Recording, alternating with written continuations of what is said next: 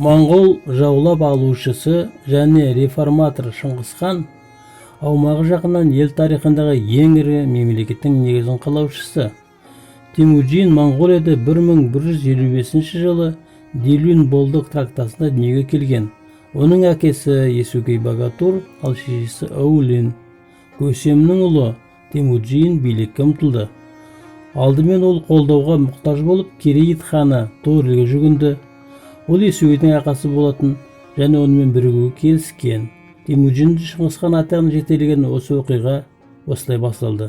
Ол өзінің мүліктері мен әскерін көбейтіп, көрші елді мекендерге шабуыл жасады. Темуджин оларды өзіне тарту үшін мүмкіндігінше көп жауынгерлерді тірі қалдыруға тырысты.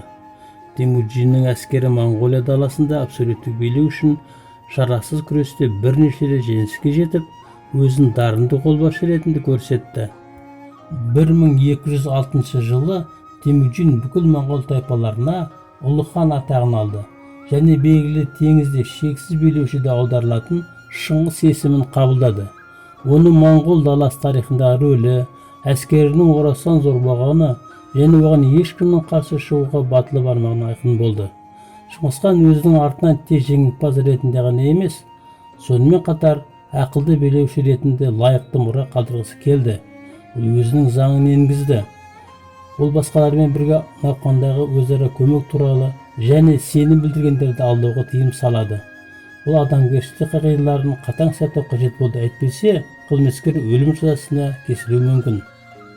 Шыңғысхан көрші жерлерді сәтті бағындырумен кеңінен танымал.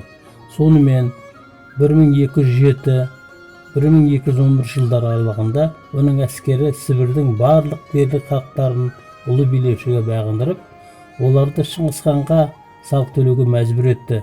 Бірақ соғыс басшысы мұнымен тоқтауы емес, ол Қытайды жаулап алғысы келді. 1213 жылдың күзіне қарай моңғол билеушісі бүкіл ұлы Қытай қорғанының бойына өз позициясын нығайтты. Содан кейін ол 3 қуатты армия жіберді. Нәтижесінде татар-моңғол билігін сол кезде бүкіл Қытайға таратты. Жақын көршілерімен болған ұрыстарда жетістікке жетіп, ол орталық Азияға, әсіресе құнарлы Жетісуға қызғаншылық танытты.